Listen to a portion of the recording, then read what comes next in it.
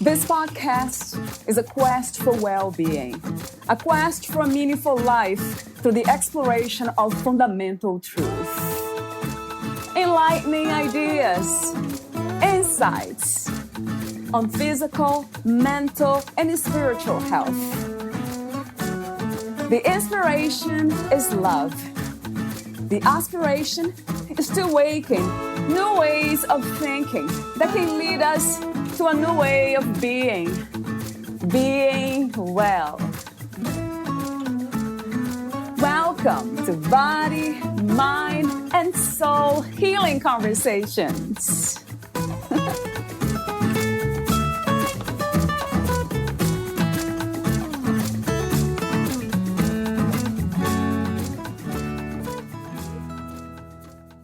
You can heal from anything.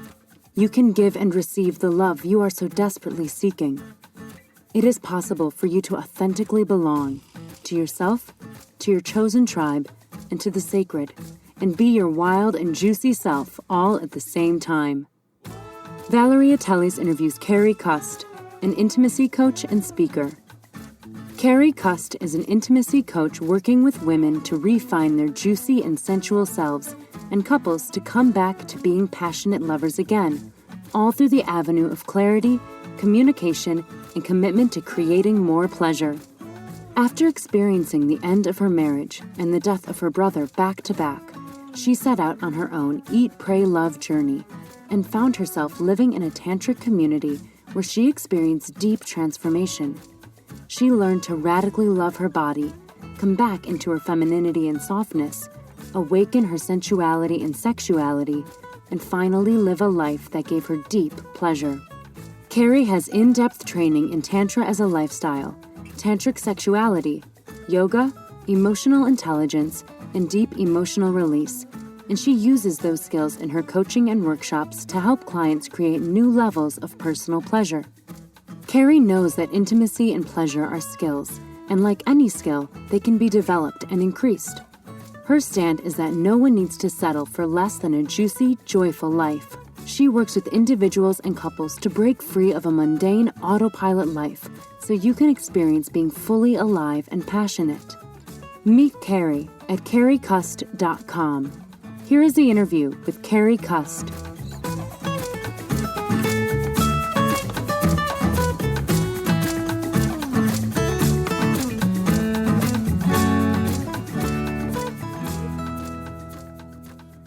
In your own words, who is Kerri Cust? Well, what I do is I'm an intimacy coach, but I am a woman who really values courage, liberation, belonging. And I think that what I come to believe for myself and for others is that we're all looking for this safe place to be authentic and to belong and to really feel like the joy and the juiciness of life, and to really experience that fully. And so, I pride myself on, through my own journey, of being someone that's really just loves the juiciness and the pleasure and the passion of life, and doing that from an authentic place, and loving and belonging myself and others from that place. And I wonder what is to be authentic when it comes to pleasure. What would that look like? Well, I think authenticity requires us to drop the frames or the structures that we've grown up with from society, from our family, and just to be who we were born to be. Like, who are we? What are our values? What's important? What are aspects of ourselves? Just to really own that and be that. And so in terms of pleasure, it's showing up authentically and also becoming aware of and knowing that pleasure is really our birthright. It's a state of being that we can, there's a full spectrum of pleasure. And so pleasure to me is an aliveness and a fullness in the body. And so we can find pleasure in everything that we do. Sexual pleasure is a piece of it, and it's it can be a really beautiful piece, but there's a lot more there as well. So when we're being authentic in pleasure, it's like, I think when we are being authentic with who we are and can get our needs met and ask for our desires, then we feel pleasure. And then that's when we feel true, authentic, like a deep, fulfilling type of pleasure, almost like an aliveness and that fullness again. And we're not just staying on the surface of who we are or what brings us pleasure. It's like this deep, enriching, just this aliveness and fullness that we can feel deep within our body. So in a way, it's connected to purpose, what we call purpose or having meaning in life, isn't it? Yeah, I definitely think that if we are aligned and we are, in alignment and flow, whatever you want to call it, us feeling pleasure lets us know that, yes, I'm in alignment. So if we're not feeling pleasure or something feels really uncomfortable or not good, whatever that looks like for you or feels like to you, whatever word you want to use, it's like, ooh, that's almost letting you know something's really off here. What would bring me more pleasure? What would give me that deep sense of fulfillment? What would make me feel alive and juicy, and I'd be having like fun and my life would be passionate? And so I think pleasure is the result of being in alignment and on purpose. So that lets us know, it's like, oh, I'm really on track here because I feel really good. It's like, feel like, yes, this is what I'm supposed to be doing. This is where I'm supposed to be. These are the people I should be around. It gives us that, it's almost like the reward of being in alignment, or it's the indicator. Just like, oh, something's really in flow. Something's really right here because this is feeling really alive and full. I feel good in my body, feeling really pleasurable, feeling lots of pleasure from this. I love that definition, Carrie, because it expands the idea of pleasure being just physical, sexual, or with food, but to life itself, just being more receptive, more open to life, and doing the things that we believe in with courage. I love that redefinition of pleasure. That's beautiful. Beautiful definition. And it's something that has really, from my own journey, has really navigated me. It's like, ooh, this isn't feeling, things can shift. It's like, well, this isn't really feeling pleasurable anymore. I'm not getting this joy, this aliveness, this fulfillment from this. It's like, okay, so obviously something needs to shift here, and starting to make choices for myself. If we want to change our life, we need to change our choices. And it's like, okay, well, what's going to give me that feeling of pleasure? What's going to give me that aliveness and that fullness? And letting that sort of guide me. I love the questions you ask because that's coming from that space of openness. Yeah, being open, receptive to life, and to be inspired by life itself or beyond, who knows. That's a beautiful idea. So what is love to you? How do you describe the state of being in love? Oh, that is, love is a really hard thing to describe because it's one of those things I feel that when you feel it, and it's so difficult to put something so big and expansive into words because you almost need the tangible experience of it. And so when I think about my own journey of, if I think about my brother who passed away 8 years ago, and I think about him and our connection, it's like, oh, I can feel the love. And it's just this, to me, it's a feeling of expansionness, and there's such a bigness to it, and it's hard to articulate, where it's just like, yeah, that's what we're all looking for. That's what we're all seeking in day-to-day life when we are seeking relationship, or we're seeking another job, or we're seeking the red sports car, or we want a good-looking partner, or whatever it is. It's like, I think it ultimately comes down to, it's like we're looking for this feeling, this knowing of love, this tangible experience of love. And so I think love is so powerful. It's difficult to put into words. It can be almost overwhelming at points, but it's also this knowing that is your true essence. Yeah, love is very, very powerful. It's not a soft thing. It's a very powerful, bold energy. And I think that, love is all around us, and we've all experienced that, and we've definitely all experienced the lack of that. And so I think at any time we're struggling, we're experiencing the lack of love. And again, it's just like, it's this expansiveness, and it's this big feeling of energy, and it's something we can feel between one another, but it's also something that's so high. And I mean, I think that would almost be my definition of really what God is. It's like this love of taking, being held and taken care of. And I hope a lot of people have had this experience of really being held or guided. And it's like, that's the love not sort of taking care of you and guiding you, and that ultimate support. And it's always there. It's always there, even in our darkest moments. It's like, it's there. We might not be able to see it, but it's ever present. And we just have to become aware of it. It sounds very spiritual, everything you say about love. You actually included the word God even. What is spirituality to you, Carrie? And what are your spiritual practices or belief systems? So to me, spirituality is, living with an open heart, letting that energy of expansionness and love and aliveness, letting that lead you in living from that place. And that can look, we all have ideas of what spirituality or spiritual person is. And it's really the nature of someone's heart. Just because, I've lived in spiritual communities, and just because you have shirts that have the chakra symbols on them or you wear crystals doesn't necessarily mean anything, right? It's living from that place of really living from the heart and really bringing sort of that divine love into the manifestation, into our daily life. And that doesn't have to look a certain way of a quote unquote spiritual person. It's really the nature of someone's heart and how they live their life and how they choose to live their life, being in alignment with who they are and being loving in that. And for my spiritual practices, so meditation, I think, is really key. Anytime, that's a game changer. And I've definitely seen that in my clients who have just been like, oh, no, I've never meditated before. And that is really, even if you can take 5 minutes just by yourself, just to focus on your breath or just to relax, there's something really centering. It's coming back to that center, that light, that loving place within yourself. And that really, this is how powerful it is just like even giving yourself that 5 minutes. It's like that can in itself just transform your day.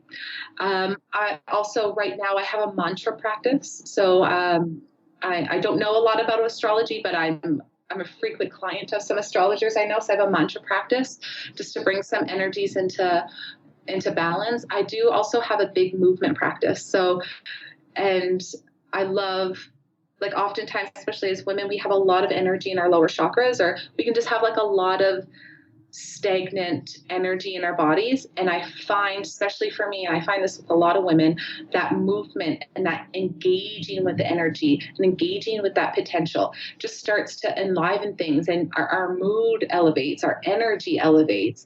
Things begin to say, oh, okay, I'm not just walking around really heavy and stagnant. So, even yesterday I was just feeling really heavy, and I was like, okay, I got to get up and dance. And I put on, and it doesn't have to be quote unquote spiritual music. It can be anything, inviting in more lightness and fun is also a beautiful spiritual practice.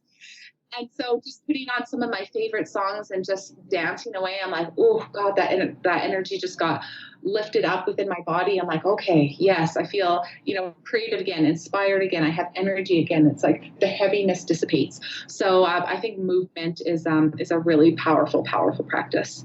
Yeah, that's funny how we don't usually think about that as being spiritual. But yes. Everything's connected, right, Carrie? Absolutely. And sometimes with spiritual stuff, we think it has to be so strict. Like you sit on this pillow for hours and you just focus on the tip of your nose or the breath coming out your nose. And that's it. And it's just like we can start to invite in another experience that connects us to something higher as well. So movement, again, that lightness and inviting and fun and connection. It's just, it doesn't have to be so hard and strenuous.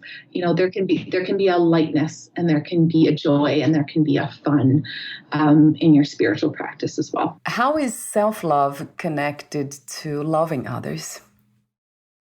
Well, I think that I believe that if you can't love yourself and fully accept and love who you are, it's very difficult to do that for other people. So if we have sort of expectations, or sometimes I like to say, my mentor would say, like, these frames of like what I should be, this good girl. And I see other people sort of breaking out of that. There could be a lot of judgments that arise, and there could be a lot of, oh, no, and critiques. And so once I come and do my own inner work, and I start to know myself and love and accept all the aspects of me. There's a big range of who we are, the light, the shadow, the everything, of really starting to love and accept what I need, and starting to love and accept my desires. And there's just this liberation, this expansionness, and we start to see that in others. And when others start to step into their own expansiveness or making choices for themselves, it's like we love that. We love seeing the authentic person emerge. And so, but we can't do that unless we have done that for ourselves. Because if we don't know how to do that for ourselves, then we aren't really equipped, or how we love others is really limited. And so if we can come to accept the wholeness of who we are, the good, bad, the ugly, the divine, and starting to become aware and know and value what we need, and starting to look at what we really desire in our life. Then once we see that in others, and we're coming again from this authentic place, this realness of who we really are, and loving that, it's like we celebrate that in ourselves, and we want to celebrate it in others. And so the love just gets so much, it's like the bar at which we were loving at raises even more. And so I think it's key to love yourself in order to really love others. So intimacy, how do you describe what that is, and what are some of the misconceptions about intimacy? Well, I think, one of the definitions I love about intimacy, or how to define intimacy, comes from one of my teachers, is feeling what is there to be felt. So being fully available and feeling an interaction fully. So Valerie, if we're standing across from each other and you're sharing something with me, if I can feel into that with you and have that empathy and that compassion for where you are and the privilege that is that you show that to me, we are having an intimate moment. But if I'm just sort of like locked down, that's kind of bringing up my stuff, and I kind of shut down, and I'm not able to hold or receive what you're sharing, it turns off that ability for us to have an intimate interaction in that moment. And so I believe, feeling what is there to be felt. And intimacy also calls for us to be vulnerable, which is really easier said than done, and much easier said than done. But yet everything that I believe that we need and we desire in our life requires the courage to be vulnerable. And when we can do that in the moment, in an environment where it's safe and where someone's available and can hold and receive that, we have a real opportunity for a deeper intimacy and connection. So if you open up and share something with me, and I can hold that space for you, I can be open to feeling really how maybe challenging it is, or how vulnerable it is for you to share that with me. That in turn deepens, and this isn't just for romantic relationships, but that in turn has the opportunity to really deepen and connect us on a higher, much more intimate level. And our relationship, our friendship could shift and be really meaningful, where we've created a stage where, or a space where we can be there for each other. And that level of depth and intimacy is something I think people are really hungry for, not only in romantic relationships, but in friendships as well, with relationships with your family, people that are really close to you. We want that depth. I think we're craving that intimacy and connection of someone to really see us and accept us and love us for who we are. And I think that's really what that's what it boils down to for me. Yeah, it makes so much sense. And I wonder what gets in the way, though, for us to kind of block this desire to be vulnerable. What gets in the way of that?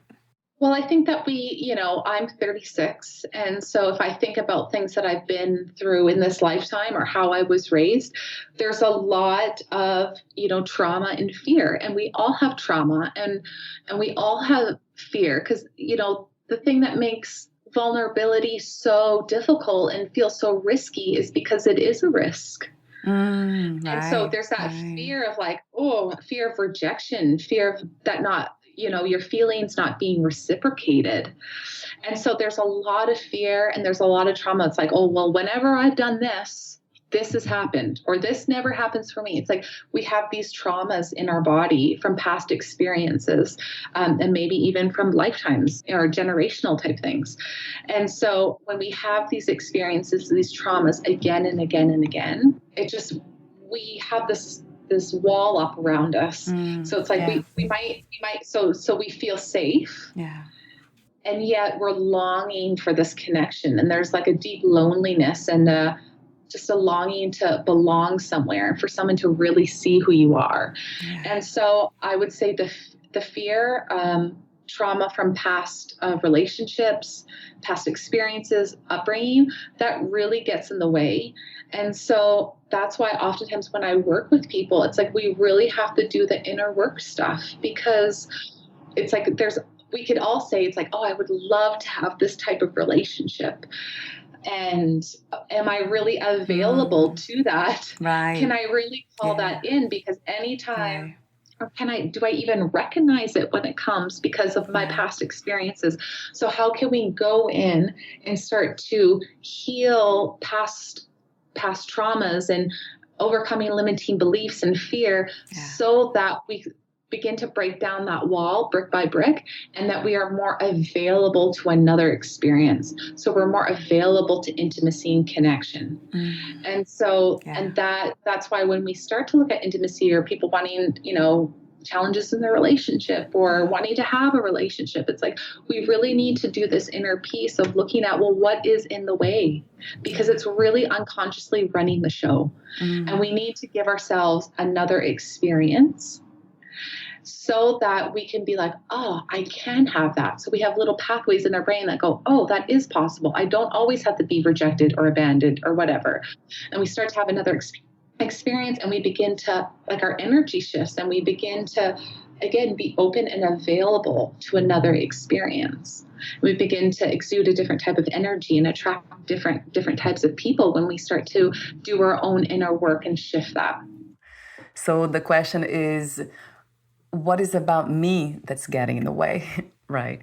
Yes, this is the thing. This is the challenge and the beautiful part about doing your inner work. It's like, oh God, it's all about me. But then it's like, okay, it's all about me. So therefore, I have power and sovereignty over this, and I can change it. I'm not a victim to my circumstances. I now choose to have a different experience. I now choose to move through this work that I need to do in order to have another experience. I choose to go through my healing so that this no longer continues to be an experience of mine. Yeah. And so it can be tough of like, oh God, this is, oh, I did this, or I attracted that, and this is, but then there's a beautiful part of that you have total autonomy and sovereignty over that, and you can shift it. What inspired you to become an intimacy coach? Well, I would say that it chose me. I didn't choose it. So my own story is, I had a very traditional life. I checked off all the boxes, and I got the good job, and I was being promoted. I got the man, I got the ring, I got married, I got the big house. It was like check, check, check, check, check. And I was really still very unhappy. And I was like, well, this is everything you should want. What's going on? And it wasn't for me. And so I made the decision to leave my husband. And so that was very painful. And then very shortly after, my brother passed away. And so it was just, everything had been kind of ripped out from under me. Yeah. And so it was very challenging. And I went through a year of really processing my own grief and doing my own work. And then I chose to, just over a year after everything happened, I was going to go off and work overseas, and I was going to travel throughout Asia before I did that. And I ended up in what I thought was a yoga school. It was a yoga school, and it was actually a tantric community. And I was like, oh, what is this? So I was like, oh my God. And then I was like, you know what? I don't know where my life is going. And I was like, this is where I'm here right now. So when in Rome, let's do this. And this is what really transformed my whole life of learning about Tantric spirituality, Tantric sexuality, the power of pleasure, learning about masculine and feminine dynamics, knowing that I embody as a feminine being, someone that feels at home in her feminine essence. I embody this resonance of the goddess, and starting to embrace that within myself, and overcoming body shame issues, and beginning to look at, oh, I can have all this pleasure. That was never even a thought of mine before. And it completely shifted everything. And so I spent 3.5 years over there learning everything that I could. And then I was like, other people need to know this. I was like, in terms of relationships and life, I was like, could enhance and shift so many people. And so I started my own business. And it was definitely more of a call. Okay, do this now, rather than, oh, I think I'm going to do this. It was just like, oh, I've had this huge experience, and it's like, okay, so now go and do it, because you need to go and do it. And it's like, okay. And so I did. Yeah. What an inspiring way of living life. I love the way you say that. I chose me. And that's a really powerful thing of like beginning. So many of us want to be chosen, and I get that. And it's like, and at first I have to choose myself. What does Carrie want? What does Carrie need? What does Carrie desire? What's in line with Carrie's values, and what brings her pleasure? And starting to make a choice from that place. And so, choosing yourself is a really, really big aspect of that, for sure. So talk to me for a moment about Tantric sexuality and Tantric spirituality. Yeah, so Tantra, in its true essence, is a spiritual path. So when we're talking about how there's pleasure in everything, not just in, sexual relationships or in, physical intimacy, but when we start to expand, like Tantra really spins things on its head, because a lot of us grew up, even if you don't consider yourself religious, there's religious influences in how we are raised and in life and in society. And so it's like, okay, we should push away sex, and we should, like, money is the root of all evil, and we have to be sort of very stern and straight, and Tantra really flips this on its head. It's like, no, life is meant to be lived fully, to really live the juiciness of life, and through that we can find the truth of everything, the ultimate energy, God, if you will. Not everyone likes that word, but that core energy of life. And so that's the beautiful part about Tantra. And so because Tantra doesn't push away the world, it also embraces sexuality. But sexuality in Tantra is a very small piece of Tantra. It's just in the West, we're a little bit more sex crazed, so we kind of took that piece of it and kind of ran. It tells us that through the act of sex with a partner, we can use our sexual energy, activate our sexual energy, bring it up through the body. So if anyone's familiar with the chakra systems, bring it up through the body through visualization. Then we can start to see each other as divine and reach these heightened states of consciousness. Because ultimately in Tantra, it's like we want to get to this really high level of consciousness. And so Tantra just says, well, we can use sex for that purpose, and we can use pleasure for that purpose. So you can take your pleasure and bring it up through your body and experience altered states of consciousness, and you're experiencing something really sacred and divine. And so sex isn't just like sort of this act where it's just for this 30 seconds of pleasure and you lose your sexual energy. It's not just for procreation. There's a real opportunity for a union with your partner and a union with the divine together. And so that's where it makes it much more of a divine, quote unquote, spiritual experience. It's using your sexual energy and using that act to get to those higher levels of consciousness. And speaking of attractive, I think I started off record. We were talking briefly about sex and how I have never been really interested in sex, physical sex. And I was wondering if that has anything to do with a choice, like, because I don't think I remember making that choice of not exploring the body in that way, but it has never been an interest of mine. Does it happen? Is that normal, natural? Yes, there's a lot of people that are there. So that's no, and even when I was married, it's like we had sex frequently, but to be honest, it was just like, okay, well, if we have a good relationship, but then we're having sex regularly. So I would do it as an act. And I can't say that I felt a lot of pleasure or even put my own pleasure on the menu. It was just like, well, I'm in a relationship, so this is what we do. So there's first, what shifted things for me from being at that point in my life was starting to become number one of pleasure. It's like, oh, wow, pleasure is our birthright. We can live from this place. Yes, in sex, but also in life in general. And women tend to have this challenge a little bit more than men. That's sort of a broad statement. But so part of for women who are on the Tantra journey or the sexual aspect of it is starting to be able to perceive pleasure. And that can go outside the bedroom, but also inside the bedroom. So starting to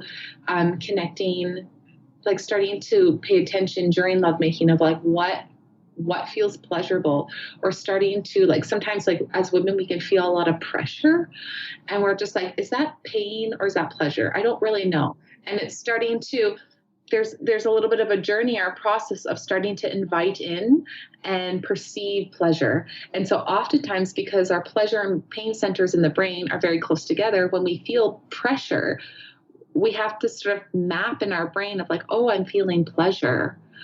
And so there could be a wide range of ideas as to why this is maybe we don't feel pleasure and it's just an act. So why would I want to do it? So wanting to perceive pleasure, there could be something, historically from growing up or whatever, where we kind of shut that part down, or maybe we grew up and we just grew up and it was like, no, that's bad. You don't do that. So we associate that. And so starting to give ourselves another experience of, okay, if I did feel pleasure, what does bring me pleasure? And we could start outside the bedroom first and then come inside the bedroom.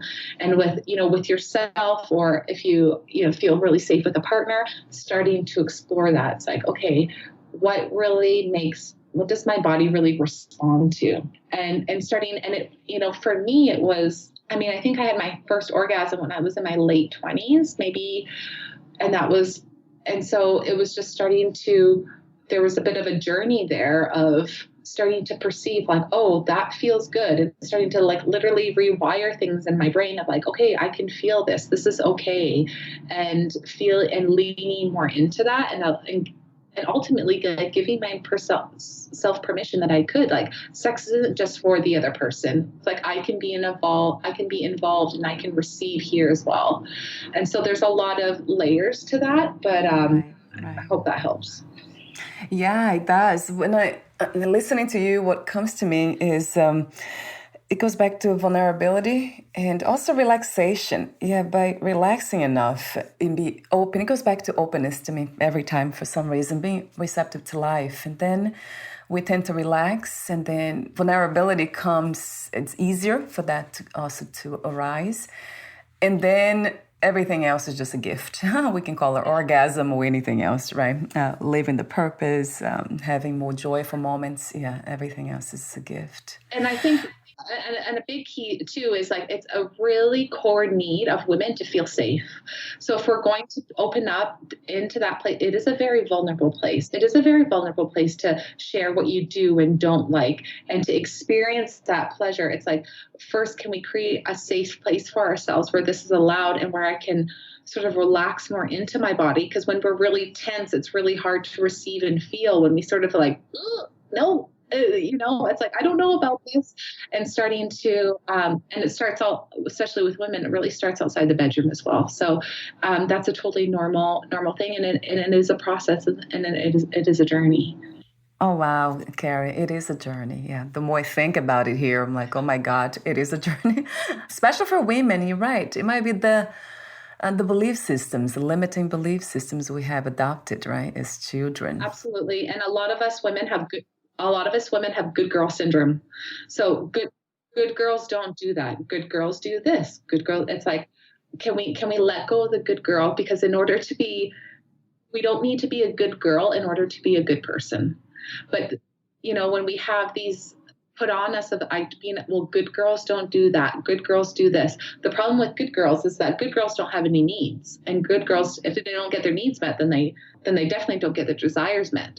And so starting to can we invite in, can you give yourself permission to get your needs met and to have your desires? And so it really, can you give yourself permission? Can you begin to lean into inviting in more and letting go of that good girl? You say create polarity in your relationships, reigniting the spark. So what is to create polarity, Carrie? So polarity is the best example that I can give is if we think of two magnets. So we have two totally different magnets, a north pole and a south pole, and their attraction is intense. It's just they can come together. So many of us have experienced this at the beginning of relationships where it's very easy to be, you're attracted to this person, you want to rip each other's clothes off. And so it's because there's someone is taking on the more masculine, and I'm not talking about men here, I'm talking about energy, masculine energy, and the other, the feminine energy. Your gender really doesn't matter. I'm talking about energy.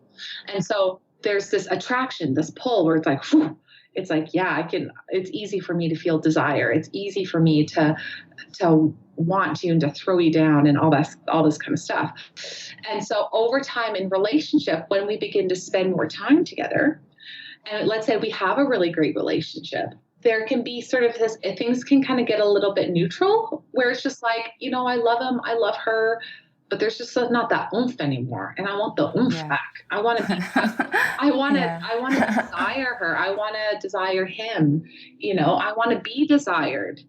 And so if we are aware of this, of just how in order to have polarity, it's someone needs to be taking on that masculine energy pole and the other that feminine. And when we spend a lot of time, we can both just kind of get neutral. So the attraction is not as intense. And so if we can have some separation for desire to build, if one person can go off and do what really makes them feel alive and full in their body as someone who has a natural feminine essence, feels more at home in their feminine energy, movement, being in their body, beauty, creativity, all that stuff. And then the other person is doing what makes them feel alive and full and maybe competent in their body. They're more in their masculine energy of feeling really, again, competent, efficient, powerful. And then when we have that separation, it's we go away. It's we're recharging the ends of the poles. And then we can come back and it's oh, you feel that desire again. It's oh, I missed you. It's oh, you see him after maybe he looks all rugged or he's working outside in the yard or something. And she's gone off and got her hair done, her nails, and she's really feeling feminine, really valuing her own beauty. And it's then we can feel that whew, come back again. It's oh, okay. So it's normal in relationships for that spark to sort of things to get a little bit neutral. And if we have the tools or we have this awareness, it's wow, we can recreate that spark.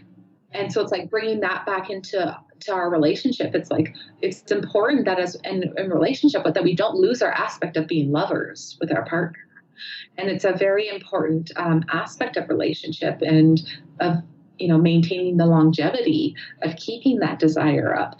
And so if we know this, then we can go, okay, we need to have some time apart to recharge things up a bit.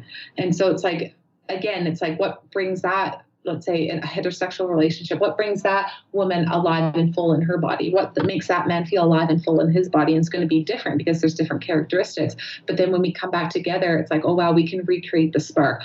If we've had it before, we can recreate it. Just because it's gone doesn't mean it's gone forever. So having those tools to bring that aspect back to your relationship is really important. Yeah, I never thought it that way. So in a way, when you say neutral, what comes to me is that almost oneness, the sense of becoming one, of merging. And then now the energies of feminine and masculine, they are kind of flowing in and out with this in a balanced way.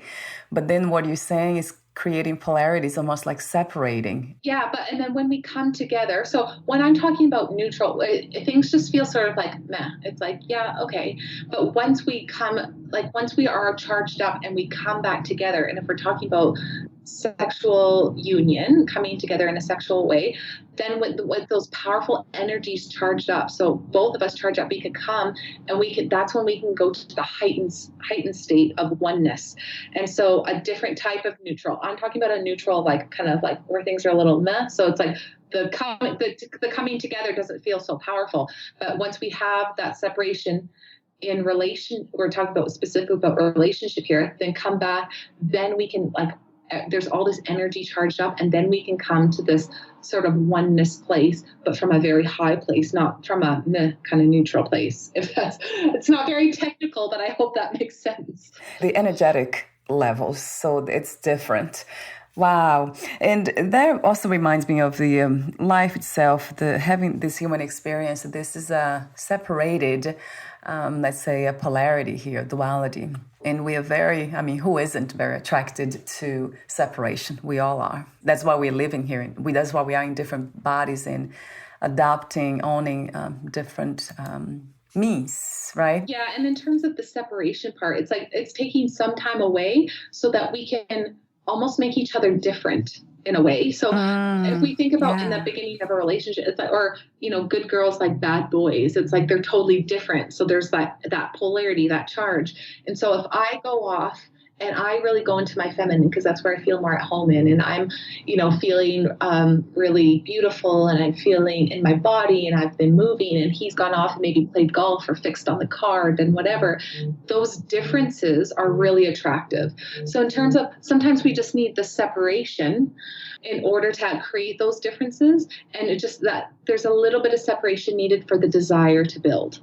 Before I ask you my final questions, talk to me about the services you offer online, one-on-one, and also the offers you have for the listeners today. I know you sent me some links. Yes, I do. So I work mostly right now. I work with people I'm in Canada in person and on Zoom. So I work with couples and individuals of how they can, everything that we were talking today, of just like coming back into alignment, living with more fullness and passion, individually and as a couple, as individuals in a couple, and for your relationship, reigniting that spark and coming back to a greater depth of intimacy. And so I do that with individuals and couples over Zoom and in person. And I also have some free offers for your listeners. So I have a daily Ignite Your Inner Radiance. So a practice, a guided visualization and movement practice. So to ignite that sort of that inner goddess radiant self. And then I also have a relationship killers ebook. So there's a lot of things in relationship that we have no idea that are actually killing our relationship. And so I list out those and what to do instead and what those look like. And then I also have a communication template. So I find even when couples say that, we have really good communication, there's always a deeper level that we can go to. And so I created a communication template for couples to use so they can ask each other questions and to help deepen their own intimacy and connection and learn more about their partner. So my final questions to you, let me ask you this one. How do you define success these days? What is to be successful to you? To me is to feel totally aligned and fulfilled. So it doesn't have anything to do with money necessarily or, certain achievements or getting there. It's like, do I feel like I'm really a part of something greater? And do I feel like I'm contributing? And do I feel like, and does that give me energy? Does that make me feel fulfilled? It's like, if you have that, if you're feeling alive and full in your body from what you're doing, to me, that is the ultimate success. Thank you for saying that. What can I say? Another 1,000 yes to that. For how long? Forever. What are 3 things about life you know for sure as of this moment? God, love is everywhere, even in your darkest moments. It's always there. I believe that asking the universe or God, if you will, not everyone likes that word, asking the universe or God for help is the greatest thing that you could ever do. And I think that we should always seek that fulfillment, the fullness of really what pleasure really is in our life, that juiciness. And I think that a life really well lived, having the courage to be vulnerable, to live that life is the greatest reward. So my last question is, what is another word for Carrie? Oh, I would say wild. I have this wild woman inside of me that I kind of put away for many years, and now it's just, no, she's going to come out and she's going to be, this is part of who I am. And I believe every woman has this wild woman inside her that is just, really connected to her body, connected to the earth, but also enjoys and leans into the fullness of everything that life has to give. And so, yeah, I would say there's a definite wild side to me that I'm now very, very proud of, very, very proud to celebrate and show her off. So before we say goodbye, where can we find more information about you, your work, products, services, and future projects, Carrie? Yes, so I have my website, which is my name. So it's kerricust.com, KERRICUST.com. And there's a way to contact me, get a hold of me through there. And yeah, it would be my website. Yeah, I'll have that on your podcast profile too. Thank you again, and we'll talk soon. Thank you. Yes, thank you, Valerie. Bye for now, Carrie.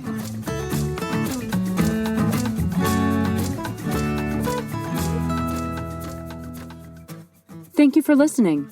To learn more about Kerri Cust and her work, please visit KerriCust.com.